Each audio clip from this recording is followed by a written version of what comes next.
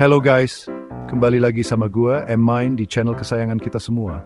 Kali ini kita akan ngebahas gimana caranya biar dompet tebel, hati senang, dan hidup tenang. Gua udah siapin sesuatu yang spesial buat kalian semua. 30 hari tantangan keuangan. Bersiaplah mengubah hidup finansial Anda dengan tips menghemat, investasi, dan mencapai kebebasan finansial. So stay tuned dan ikutin terus video ini sampai habis. Oke guys, hari pertama nih. Tantangan pertama yang harus kalian lakuin adalah bikin anggaran bulanan. Ya, gue tahu ini kedengarannya ribet dan membosankan. Tapi percayalah, punya anggaran bulanan itu penting banget. Dengan peta, kalian tahu duit ngalir kemana aja, mana yang boros, dan mana yang bisa dihemat. Gimana? Gampang kan? Udah bikin anggaran bulanan? Good job. Sekarang, tantangan hari kedua adalah catat semua pengeluaran harian kalian. Banyak aplikasi pencatat keuangan yang gampang dipakai. Ingat, gak ada pengeluaran yang terlalu kecil untuk dicatat. Nah, sekarang saatnya kita bahas pengeluaran yang bikin dompet kalian menjerit histeris. Misalnya, daripada jajan kopi susu kekinian setiap hari, coba deh bikin kopi sendiri di rumah. Lumayan kan? Bisa hemat dan sekalian belajar jadi barista dan. Hari 4. Mulai menabung secara rutin. Guys, udah tahu kan bedanya orang kaya sama orang biasa? Orang kaya mikirin gimana caranya duitnya bisa beranak pinak. Biasakan menyisihkan sebagian penghasilan kalian untuk ditabung secara rutin. Anggap aja kayak ngasih makan peliharaan kesayangan. Tapi bedanya ini peliharaan berupa saldo rekening yang terus bertambah. Hari 5. Pelajari dasar-dasar investasi. Menabung aja nggak cukup, guys. Kita juga harus belajar investasi biar duit kita nggak dimakan inflasi. Hari ini kita akan belajar dasar-dasar investasi dengan cara yang fun dan mudah dipahami. Kita akan bahas berbagai jenis investasi, mulai dari yang low risk sampai high risk, dan gimana memilih investasi yang sesuai dengan profil risiko dan tujuan keuangan kalian. Hari 6, tentukan tujuan keuangan jangka pendek dan panjang. Sebelum mulai berinvestasi, penting buat nentuin tujuan keuangan kalian, baik jangka pendek maupun jangka panjang. Tujuan keuangan ini akan jadi kompas kalian dalam menentukan jenis investasi yang tepat. Misalnya, kalau tujuan keuangan jangka pendek kalian adalah liburan ke Bali, pilih investasi yang low risk dan cepat cair. Hari 7, evaluasi pengeluaran mingguan. Seminggu udah berlalu sejak kita mulai tantangan ini. Nah, di hari ke-7 ini saatnya evaluasi pengeluaran mingguan. Coba cek lagi catatan pengeluaran kalian. Ada pengeluaran yang nggak perlu nggak? Atau ada pos pengeluaran yang bisa dikurangi? Hari 8. Cari cara untuk menambah penghasilan. Di zaman now, banyak banget cara yang bisa kalian lakuin buat nambah pundi-pundi rupiah. Mulai dari jualan online sampai jadi content creator. Kalian bisa manfaatin hobi atau keahlian kalian buat nambah penghasilan tambahan. Misalnya, kalau kalian jago masak, coba deh jualan makanan online. Hari 9, pelajari tentang reksadana. Reksadana itu kayak keranjang investasi, di mana duit kalian dikelola oleh manajer investasi profesional. Reksadana cocok buat pemula di dunia investasi karena modalnya kecil dan risikonya lebih rendah dibandingkan investasi langsung di saham. Hari 10, buat rencana investasi.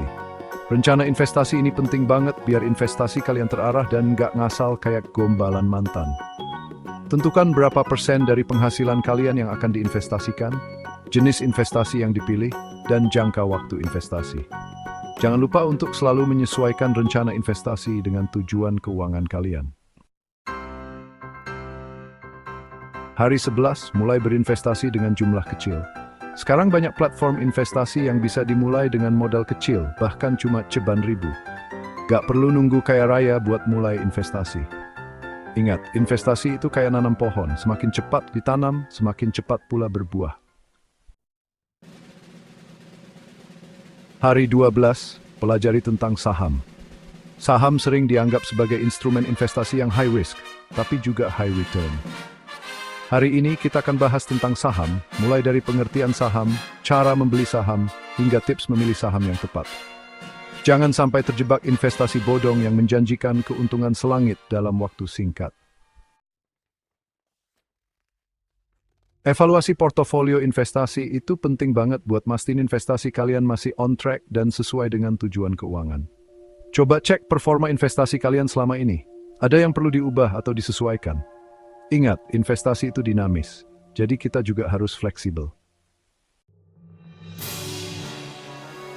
Utang konsumtif itu kayak benalu, bisa ngerusak keuangan kalian kalau nggak segera diatasi dengan baik. Mulai sekarang, coba deh kurangi utang konsumtif, seperti utang kartu kredit dan utang online. Prioritaskan untuk melunasi utang dengan bunga tertinggi terlebih dahulu. Obligasi sering dianggap sebagai instrumen investasi yang lebih aman dibandingkan saham. Hari ini kita akan bahas tentang obligasi, mulai dari pengertian hingga cara membeli obligasi.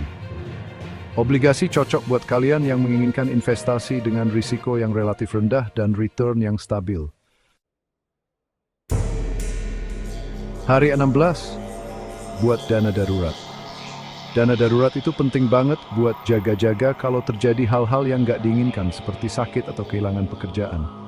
Sisihkan sebagian penghasilan kalian untuk membangun dana darurat. Hari 17, evaluasi pengeluaran bulanan. Coba cek lagi catatan pengeluaran kalian. Ada pengeluaran yang nggak perlu nggak? Atau ada pos yang bisa dibawah? Evaluasi ini penting untuk mengelola keuangan dengan lebih baik dan bijak. Hari 18, pelajari tentang properti sebagai investasi. Properti sering dianggap sebagai instrumen investasi yang menjanjikan karena nilainya cenderung naik setiap tahun. Investasi properti sangat cocok buat kalian yang memiliki modal besar dan menginginkan investasi jangka panjang yang stabil. Hari 19, mulai investasi di properti. Tentukan saja, investasi properti membutuhkan modal yang tidak sedikit. Namun, ada beberapa cara untuk memulai investasi properti dengan modal yang terbatas, seperti membeli properti dengan sistem kredit pemilikan rumah atau KPR, atau mencari properti yang lebih terjangkau.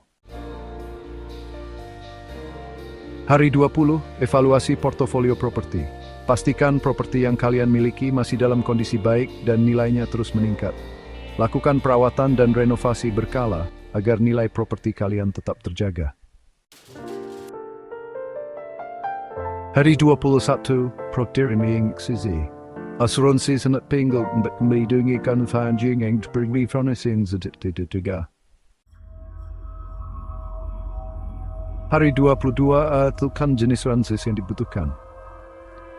Ada banyak jenis asuransi yang tersedia di pasaran seperti asuransi kesehatan, asuransi jiwa, asuransi kendaraan, dan asuransi rumah. Pilihlah jenis asuransi yang sesuai dengan kebutuhan serta kemampuan finansial kalian. Hari 23, mulai berasuransi. Carilah informasi sebanyak-banyaknya tentang produk asuransi yang kalian pilih. Bandingkan premi, manfaat, dan layanan yang ditawarkan oleh beberapa perusahaan asuransi yang berbeda. Hari 24, evaluasi kebutuhan asuransi. Kebutuhan asuransi bisa berubah seiring waktu. Pastikan polis asuransi kalian masih sesuai dengan kebutuhan dan kemampuan finansial. Emas sering dianggap sebagai instrumen investasi yang aman dan tahan inflasi. Hari ini kita akan bahas tentang emas sebagai investasi, mulai dari jenis-jenis emas, cara membeli, hingga risiko investasi emas. Investasi emas cocok buat kalian yang menginginkan investasi yang relatif aman dan mudah dicairkan. Setelah mempelajari tentang emas sebagai investasi, saatnya untuk mulai berinvestasi di emas. Ada beberapa cara untuk berinvestasi di emas, seperti membeli emas batangan, emas perhiasan, atau emas digital. Pilihlah cara investasi emas yang sesuai dengan kebutuhan dan kemampuan finansial kalian. Seperti halnya instrumen investasi lainnya, evaluasi portofolio emas juga perlu dilakukan secara berkala. Pastikan investasi emas kalian masih menguntungkan, aman, dan sesuai dengan tujuan keuangan kalian untuk masa depan. Hari 28, pelajari tentang cryptocurrency. Cryptocurrency merupakan instrumen investasi yang sedang naik daun.